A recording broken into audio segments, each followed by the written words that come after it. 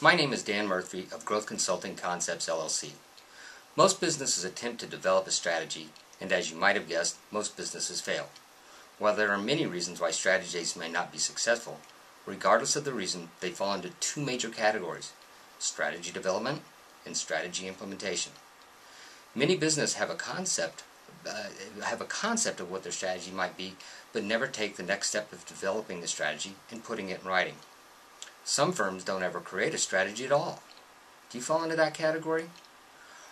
In our experience, many companies have strategies that lack focus or use a strategy of the month quick fix, so successful implementation is difficult or nearly impossible. Think of it this way: a strategy is a statement of why your company exists. Some might believe that a strategy is to make gobs of money. That can be a goal, but that's not a strategy because it clearly doesn't state why your business exists. How do you go about developing a strategy? First, block out several hours just for strategy development. No phone calls, no emails, no fires. State your strategy in terms of why you exist.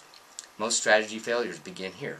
So take time to discover why your customers would buy from you and not someone else. Make sure your strategy separates you from your competition. Keep your customers close, but keep your competition closer. Understand their strengths and weaknesses. Understand how you're going to make a profit. Have a firm grasp of what your actual costs are and how you're going to monitor expenditures. Finally, involve your associates. They have a better understanding of your business than you think. When associates have a part in the strategy development, they will also have the ownership. How do you go about implementing your strategy? If a business does develop a clearly defined strategy, most don't implement it completely. One thing is certain: if the implementation is not consistent with the strategy, it will fail. Follow these suggestions for your strategy implementation. First and foremost, put it in writing.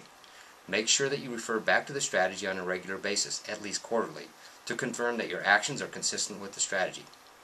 Explain to all of your employees the progress that you're making towards your strategy.